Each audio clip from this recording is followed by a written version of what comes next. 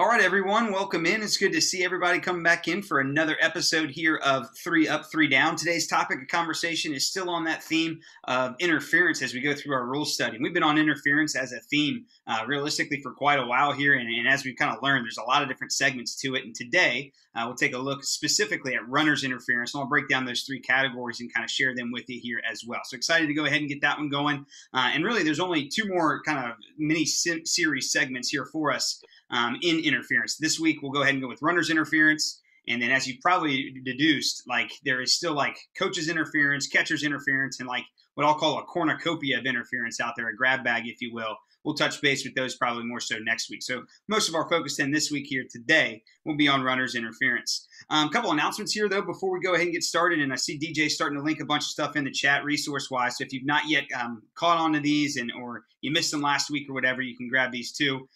Just one of the things, just what are you working on? Every time that you take on onto the diamond, a lot of you guys are talking about being able to get on last week, this week. Just think about, two or three things that you want to intentionally get better at. Remember, we released from the Central Region Umpire Advisory Committee a list of 5 things to think about as you are working games, and DJ's got that listed into the chat for our 2021 focal points of the year.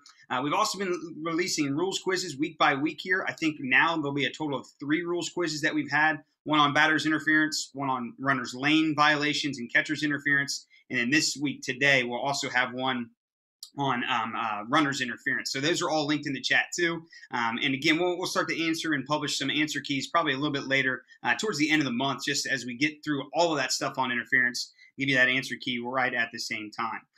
Last couple announcements then for me. Rules trainings videos are on 2 different pages for you, one of which is the Western region. Gary Groutman and a lot of folks out in the West have done a fantastic job of putting some quick hitters together on the rules. So if you're looking for some resources to help you out, take a look at that website. DJ's got that one linked in the chat. And then obviously a great source of information is the umpire registry. And that then is the virtual trainings that have been on the rules seminars, as well as many other things there too. So those are the announcements here for us. Again, interference is the topic of conversation today. We'll dive into that here in just a second. But before we get there, I see Tom's on the call. Tom, you got anything that you want to throw in there or add, or anybody else here announcement-wise before we get going? No new announcements. Yep, Sunday will be the next iteration of our virtual rules clinics. And for anyone who is looking for those files, they're actually on the Little League University site under the League Officials tab, simply because the audience has been opened up to include more than just the members of the umpire registry. So we wanted to make sure other people could also access that information. Perfect. Well, all righty. Well, let's go ahead and dig on into business here today. Again, the topic of conversation for us happens to be runner's interference. So I'll get ready to go ahead, share my screen and go through a couple things here with you and at least outline our scope and our purpose here today. Again, still on that topic of interference. And what I do want to do is review very briefly some of the concepts and guiding principles that we've touched base with in the last few weeks pertaining to interference, and then begin to start to apply them and see how they can be applied or interpreted a little bit differently here to interference as well. So let me go ahead, share my screen with you, and get the PowerPoint all updated here for us too. And that way we can take a look then at what exactly we have on tap for us for interference today. So give me 1 second here to, oops, not hit that button, but hit the present button. There we go. So that should take me full screen. All righty. So let's go ahead then and take a look here at interference, which is our topic, runner's interference specifically here today.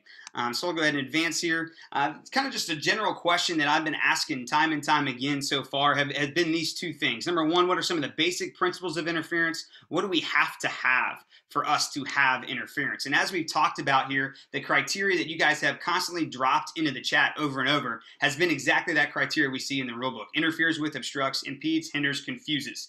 So we've done a really good job over the last 2 or 3 weeks of boiling down the criteria of the rule that when we see a play that involves some of that stuff, we may have a situation involving interference.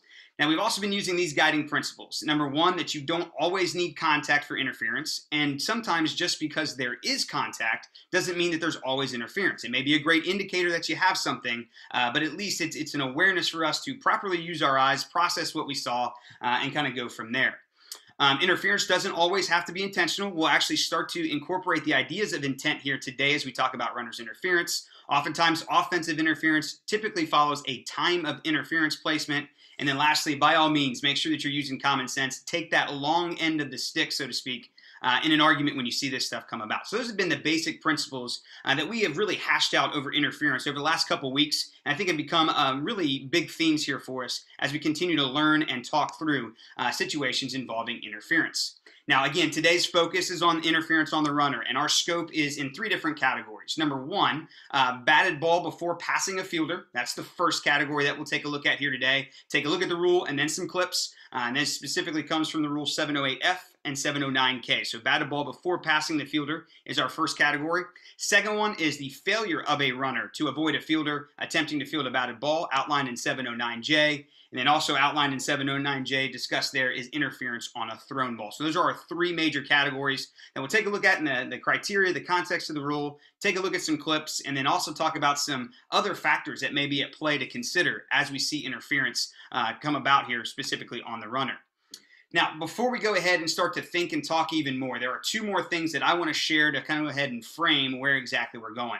We've obviously talked a lot about these guiding principles, and I think this is one big one for us to understand right out of the gate today. It's a big theme, a big key that I want to start us with here today, reiterate as we move through the clips, and then obviously circle back to by the time we get to the end of the meeting here today. But that guiding principle is that the right of way on a batted ball, right of way on a batted ball typically belongs to the fielder, and then on a thrown ball, the right of way belongs to the runner. So if we can kind of think about those 2 major ideas in this guiding principle, the right of way belongs to the fielder on a batted ball and to the runner on a thrown ball, I think that'll help us simplify the situations that we're going to get ready to see and see the rule kind of play about as well. The other major thing here that I think is important for us to go ahead and see is that the penalty is very clearly outlined here for us in terms of timing. So in the penalty, it says the runner is out and the ball is dead. And I think if we can make those 2 separate actions, as we'll see depicted in the clips in our conversation here forthcoming, we'll be in good shape to properly use our eyes, give proper timing, and then ultimately come to the exact ruling that we need to do. So as we see all this stuff, kind of think about those 2 guiding principles, the right-of-way principle on a batted and thrown ball, and then ultimately the runner is out, the ball is dead, and then let's go ahead and process the rest of the information from there. Okay, so that's our scope, general ideas here to keep in mind. Now, some little participation here for us as we get ready to go ahead and talk about our first category, interference on a batted ball. And just as we've done before, let's go ahead and use the chat here for us. So I've got a question I'm going to prompt to you, and you can go ahead and answer this one in the chat, and DJ can monitor the chat here for us as normal and kind of give us this idea. So let's think about interference, specifically by a runner on a batted ball. What exactly has to happen in order for us to call interference on a batted ball? Let's see if we can populate the chat here with some ideas. What do we have to have in order to call a runner out for interference on a batted ball? What does that situation look like? Drop those answers into the chat. Fair ball, a ball contacting the runner. I heard fair ball, ball contacting the runner. Is that right, DJ? Yeah, fair ball, ball contact to the runner, preventing an out from being made. Runner collides with fielder trying to field a batted ball. Fielder must be in a position. Wow, that's just flowing through here. Contact. Yeah, good. So the fielder stuff we're going to compartmentalize into a different conversation. So that's a different category. This is just a batted ball. So I think those 2 basic concepts right out of the gate were real important. Number 1, it's got to be a fair ball, and that batter has to be, that runner has to be touched in fair territory. Okay, so 2 rules then out there for us. Touched by a fair ball in fair territory. And I think the thing that's biggest for us to understand here about this criteria is to remember that the base is also fair territory. So just because a runner is standing on the base does not always exclude him or her from being called out for interfering on a batted ball. Okay, so you can kind of see here again that those 2 ideas. It's got to be a batted ball, obviously, and one that is in fair territory. Second question here to go ahead and populate the chat here, okay, because there's obviously exceptions to the rule. So I think we get that it's got to be a fair ball and it's got to be a batted ball, and it's basically got to be before it passes a fielder, as we see here. What are some exceptions? What exceptions may prevent umpires from calling interference then on a batted ball? So the criteria we've gotten so far is it's got to be a fair ball and it has to be before it passes a fielder. what exceptions may be there here to this rule that would prevent us or keep us from calling interference on the runner on a batted ball. Infield fly, deflected, or ball first touched by defense. That's the only thing that's really coming through right now. That is excellent stuff right there. Okay, so if we take a look at it, some of the guidance given to us in the rule book here, fair ball goes through or by an infielder, which is exactly what was just said, and touches the runner immediately back of said infielder, or touches the runner after having been deflected by a fielder, the umpire shall not declare the runner out. So if it's deflected or goes through or by an infielder, we may not have interference in that situation. Now, there is a little bit more guidance there. The umpire must be convinced in such a situation that the ball passed through or by the infielder resulted in the fact that no other infielder had an attempt to make a play on the ball. We'll see some examples here as well. So even though somebody may err on it and it goes through or by them, if somebody else has an opportunity to have a legitimate play on the ball, the umpire may have interference in that case as well. So a couple guiding principles there to think about with regards to these exceptions. And then someone also mentioned here the infield fly. That's kind of the only time, if you see here, that the base protects the runner or excludes the runner here from this situation. Okay? We good to go so far on the criteria of the rule before we get into into clips. Any questions for me so far? There's a couple things in the chat. Gary asked for a definition of immediately behind and through or by. Kyle Watson says, can the pitcher ever be considered the primary fielder? Absolutely. So let's go ahead and take a look at some clips and answer those questions through those clips, just because I think it'd be easier to talk through them. So let's go ahead then and take a look at these. First clip I got up here for us is a pretty basic one. Again, touched by a fair ball before passing an infielder. Okay, so if we take a look here, I think that the key here real quick before we get into a lot of those questions here with 2 outs, okay, in the inning is for us is anytime we see these clips is to at least make sure we take a look at the scoreboard, know how many outs in the situations that we've got there here for us. So 2 outs in the inning, bases are juiced. We've got the pitch in. The batter's going to hit one towards the right side of the infield, and it's going to hit R1. And our umpire here does a good job, doesn't lose his mind on this stuff. He knows exactly what he saw. And what he saw, he calls time and then makes his proper mechanic. Points at the runner, which we got the back end clip of, and then calls him out. Okay. Now, again, there's 2 outs in the inning, so this is going to bring up another conversation for us. Here's another look at the clip just so that we understand. You've got R1 only right here. He is in front of the fielder. So very easily here, and there's your contact with him. Pretty easy one for us to get right. Now, for our purposes here, with 2 outs, and this is kind of the theme for us to think about. With 2 outs here, basically the runner is obviously going to be out. The award technically is to put the batter at first base. And just so that we're clear for the purpose of mandatory play and the definition of an at-bat, that would go ahead and qualify things for an at-bat in this situation. So again, important to make sure that we understand the status of the ball here, especially with 2 outs. And that'll be a theme here that'll come about as we get further into the day here today. Now, Kyle and Gary's question, a little bit more defined here by this next clip that'll come up here for us. So I'll get ready to go ahead and go through this one. So same deal. In this case, we've got a runner at first base. And in all reality, the first baseman is actually playing in front of the fielder here. I'm sorry, in front of the runner here. So when we talk about through or by, and I've got some clips here that'll continue to go ahead and help us define this throughout the day. So just bear with me as we go through them. But when we talk about through or by, we've got to have an opportunity for that person to have to make a play on the ball. Okay, so in this case, we see here the first baseman as it goes through there. He's in front of the runner, but obviously no ability to make a play on this ball. Okay, and I'll come back here to see if I can go back through this clip here again and show us here where exactly we got. Using a new video player here, so just bear with me here. So here's again this next clip coming up. Again, right down the first base line. First baseman does not have an attempt to field the ball. It plucks the runner right there. And then great mechanics. We call time.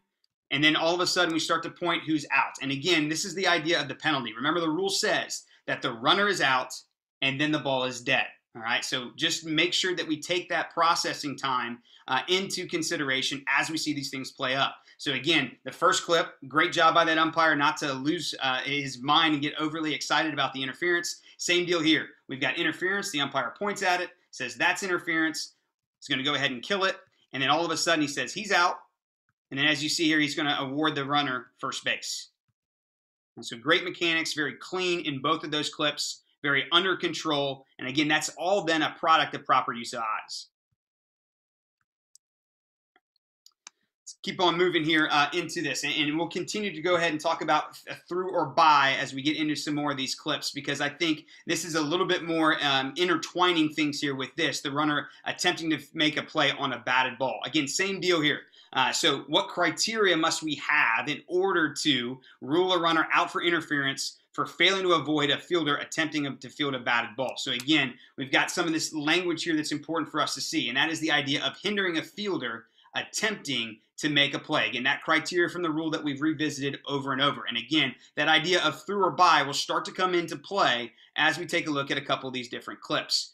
So again, I think what's important for us to realize here is that the runner has to go ahead and avoid the fielder who is attempting to field the batted ball. Come back to that guiding principle. The right of way on a batted ball belongs to the fielder. The right of way on a batted ball belongs to the fielder. And as we'll see here in a little bit, a thrown ball, that right of way belongs then to the runner. Okay, so just keep those things in mind here. Some further guidance here in terms of a runner avoiding a fielder, and this gets back into a little bit of the same conversation about through or by, and we'll get to that here in just a second.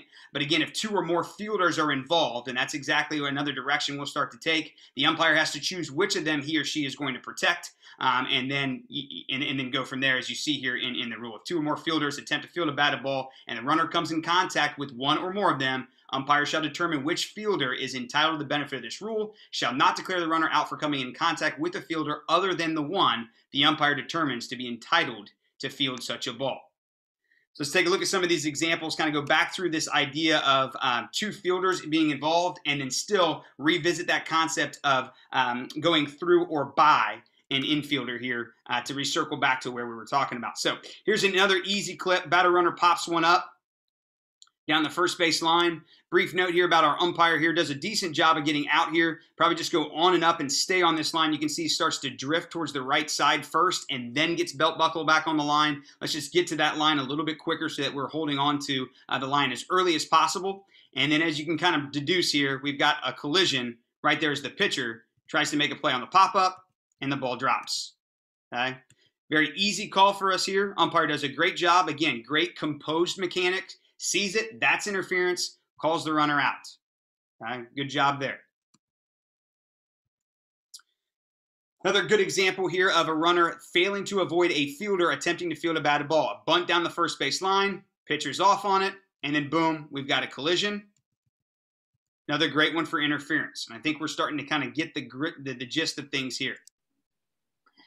Now, some things get a little bit hairy. All right, so let's go ahead and think about some stuff and start to talk with one another here. So we've got a general understanding, and now we can start to think about some of the nuances of the rules, some of the complications of the rules, because the examples we've seen so far, realistically, have been pretty cut and dry. So here we have another chopper down the first base line. Let's just watch this one unfold and see and think through or talk through what we got here. So chopper down the first base line. First baseman kind of airs on it, and now we have a collision. Replay's coming. What do we think?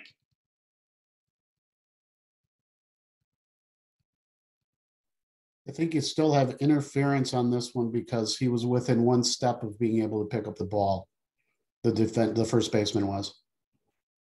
Okay. Anybody agree or disagree with Tony here? I agree. It was still at his feet pretty much. Yep. Good job. So this is immediate reach. And the whole conversation of through or by is great here, right? The ball is essentially still in front of this fielder. And he still has an opportunity to go ahead and field the ball. Now, what was ruled on the field was interference. So we've got a great look at this one here. So again, it's an immediate reach, which is a step or stride for us, still in front of, or at least in that step or stride reach range. And therefore, this is interference on the runner rather than obstruction. Good breakdown.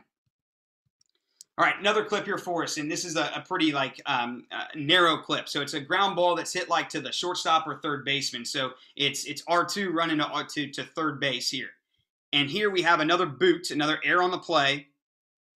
Ball gets away. Now we have a collision.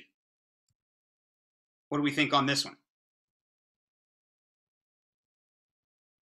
That's still interference. That one looks like it's like 3 steps for him to get to it. And therefore, he's no longer making a play on that particular batted ball. He's making a play on his error. And so therefore, I have an obstruction. I say that's still interference because he's reestablished making a play. The ball was right back at his feet when the contact occurred. Okay, let's revisit the rule here, okay? So that way we get the criteria of the rule. And again, oh, shoot, it's a new player of mine. Let's see here. Criteria of the rule here basically says, as we go through this, remember, it's the immediate reach is essentially the conversation that we have to have here. So again, we saw a step or stride in the previous clip. Here, we've got an error, and take a look at how many steps that this is in. This is basically, while it hasn't necessarily gone through or by, you could potentially get obstruction here on this one.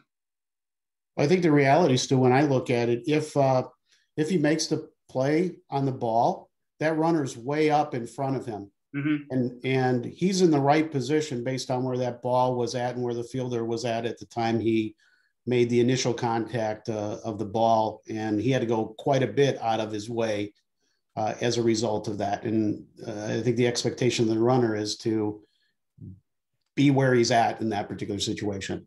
Yeah, and I think that's remember the whole idea here, that the right of way on a batted ball belongs to the fielder. But this error has essentially taken the ball then out of his immediate reach, and therefore here he's more in the way of the runner than he actually is trying to make a play on a batted ball. So his play on the batted ball was essentially booted. Tom, I'll defer to you here and see what your thoughts are and your guidance here are on this one too to think about.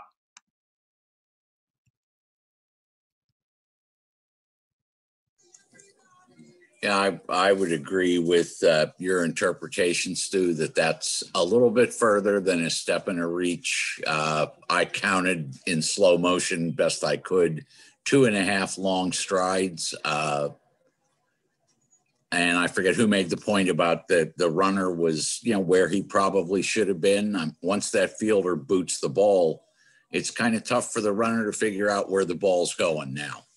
Yep. That's a great point. And again, the right of way on a batted ball belongs to the fielder. But again, this is no longer a batted ball because the fielder booted the ball, right? He aired on it to the point where the ball is no longer in his immediate reach. So we would have, as Tony mentioned here and as Tom confirmed, obstruction in this situation as opposed to the previous clip when the ball was still in immediate reach. Hey, Stu? Yep. Hey, if he booted that ball to the shortstop and you had contact with the shortstop, you're grabbing interference there. Yeah, potentially on how that play comes out. If you think that the ball going through or by that fielder ultimately goes ahead and the shortstop had a legitimate opportunity to make a play on the ball, you could grab interference there for that as well. And again, that's probably one you have to see play out. But again, the rule gives us guidance for that one. If it goes through or by that fielder, even though it may be an error, and another fielder has an opportunity to make a play on that ball legitimately, yes, you can still grab interference. That's a great question, Matt. All right, next clip is a really big doozy one here. So let's set this up here for us. So the batter has popped one up, and we have one out in the inning with runners at first and second. So it's an infield fly situation. One out, runners at first and second. The ball is going to be popped up on the right side of the infield near the first base line. So let's go ahead and watch this one play out. You can see if you take a look at the first baseman in R1, we get a little collision, and then it becomes ugly. All right, so here's the play. Great job by this umpire. We can see here he calls the interference, and you can also see the umpire in the background. He's got interference by pointing at the runner, and then he's also called the infield fly roll situation here. So, question is, what in the world do we do? Because now the ball drops, bounces out, and I will tell you that in this clip, even though we get this one, it was ruled that there was no contact made here. So this ends up being a foul ball. Okay, with a foul Let's ball, think here. I got R1 out on the interference, put the batter back at the plate. Say that again for me, Matt. If it's foul, I got R1 out on the interference, put the batter back on the plate with a strike. Yep, absolutely. Okay, so if it's foul, we've got R1 out for interference. Runner's going to come back and hit. Obviously, he's going to have a strike added to his account if necessary as well. What if this one's fair? What if we rule this as a fair ball? I'm going home. Then you've got 2 outs there. Yep.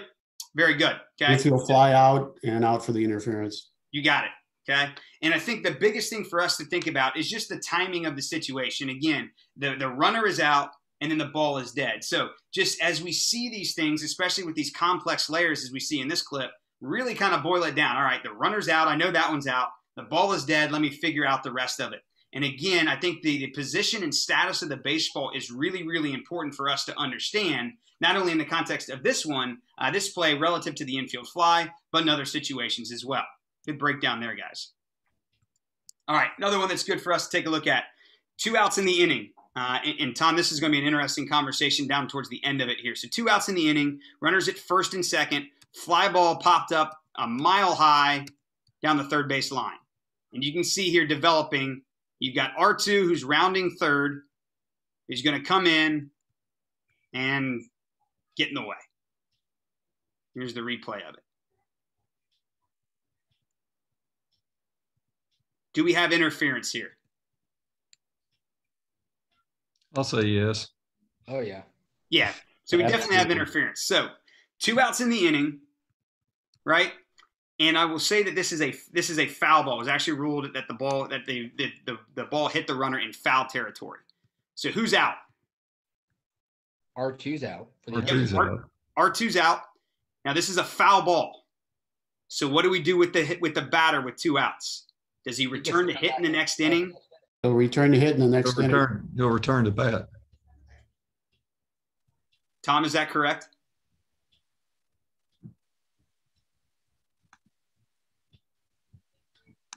The way our rule is currently written, because that ended the half inning, the batter's turn at bat counts for mandatory play.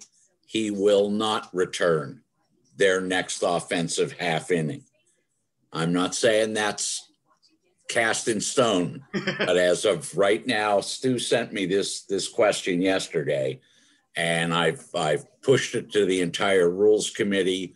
But the way the verbiage in the book currently stands, that batter is not coming back for another turn at bat.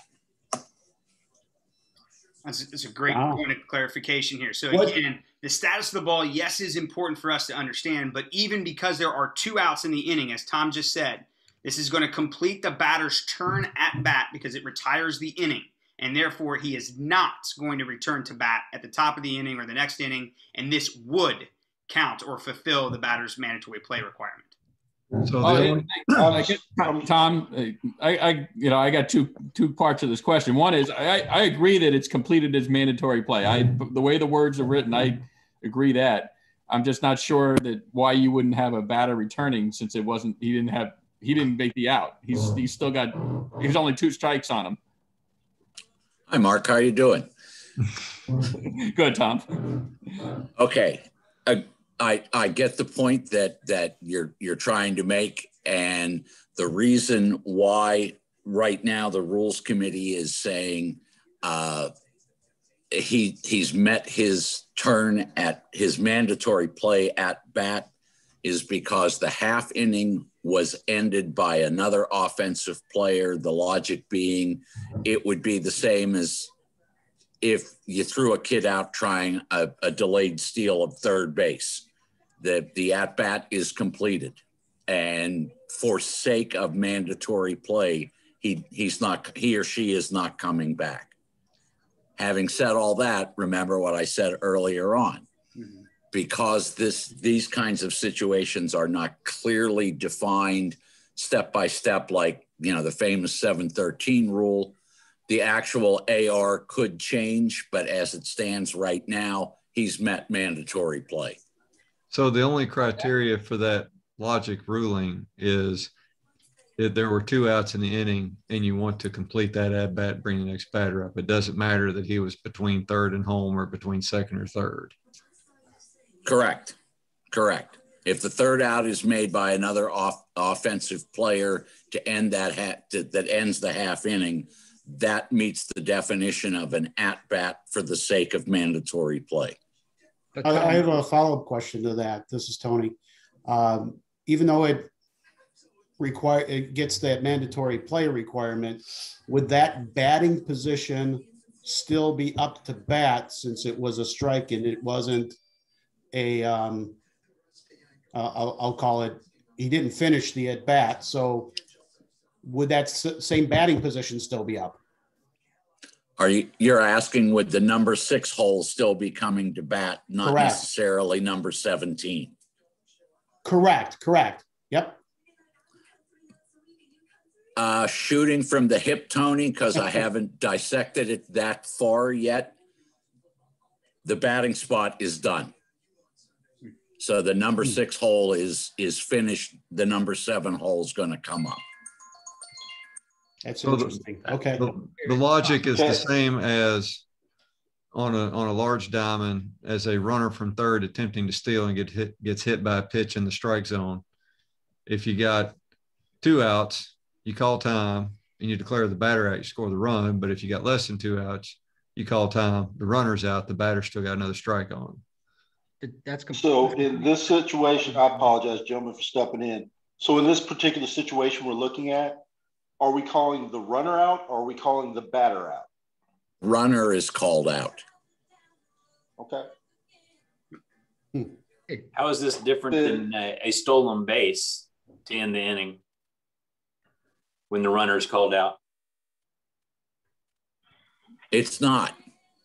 It's not. If we're talking mandatory play, the rule states if that out ends the half inning, that player has met the requirements of an at-bat for mandatory play. So would not come back up in the beginning of the next inning. Correct. Okay. So I can. Hey, Tom. Can we get clarification on that for the next video in terms of the batting order position? Yep. Because like was brought up, the stolen runner getting caught stealing, it might have completed the mandatory play for the hitter at the time, but in every game I've ever been to or umpired, little league and up, that batter still can come back up to that same batting spot, that 6 hole or whatever it is, can still come back up to bat the next half inning because the at bat wasn't completed. Yeah, I think the other thing to just keep in mind here is that you're not wrong, and everybody has that same question, and I think that we are getting that clarification forthcoming from the Rules Committee. So I think that clarification is coming into the future. Just continue to think about it and be aware of it, and definitely stay on everyone to continue to push that one. So I don't think that we can have an immediate resolution to that just yet. I mean, we're still working through all that. So I do think that clarification is coming, and obviously, as Tom's indicated, people are thinking about it, and we're moving in that direction. Right. Hey, could we also get what would be in the rule book if the what's put in the scorebook if that batter is not coming up to bat through the next inning, how the scorebook would look, or if there's any way we could have that in there too when the question's answered? Yeah, I can throw that one in there too. Yep. The scoring notation for it. Yes. Gotcha. Perfect. Yeah, some great questions, and everybody's got some definitely some good perspectives here to think about on this one here as well. And I think we can definitely see that this is why we do this, to kind of identify those, come up with misconceptions, and ensure that we can put things together on paper for future guidance. So this is good. This is productive conversation for all. All right. And again, this is a foul ball. If it was a fair ball, I think it makes sense because the award would be to put the batter at first base, which would ultimately make sense. That's him completing his time at bat. But again, great guidance here from the Rules Committee, as Tom would have mentioned here earlier on, and more forthcoming here for us to have a leg to stand on. Another one here, just real quick. Through or by an infielder here. Here you've got 2 infielders that are converging here on this play, the shortstop and the third baseman. The umpires ruled that the third baseman should have been able to get all he could get on this one. They run into the runner, and they call interference there. And so you get 2 infielders on this play that converge. You'll see the replay here coming up in just a second.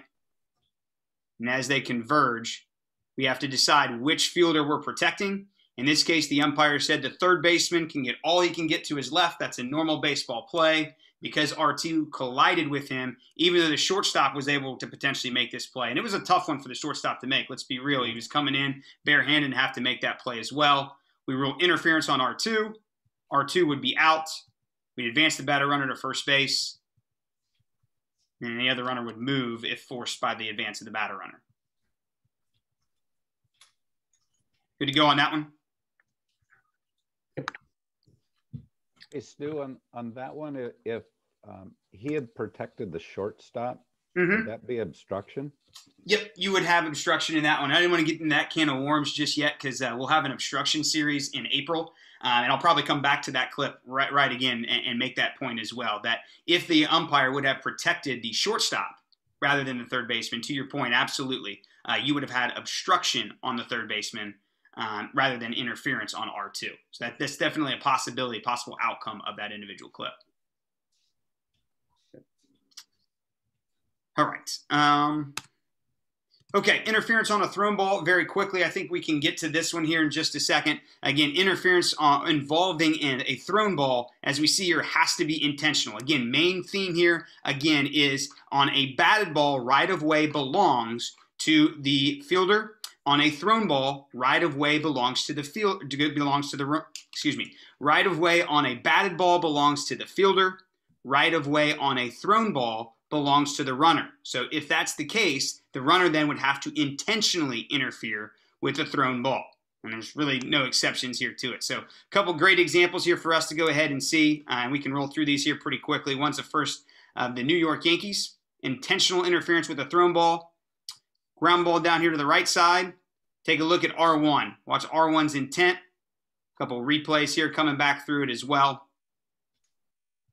Take a look at number 2. That's R1 here running. Look where his head and eyes are. Look at the course of direction he takes on this throw.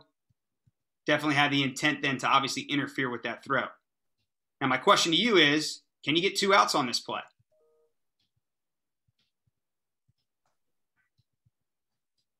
Because you've got a potential double play here, right? Can you get 2 outs on this play?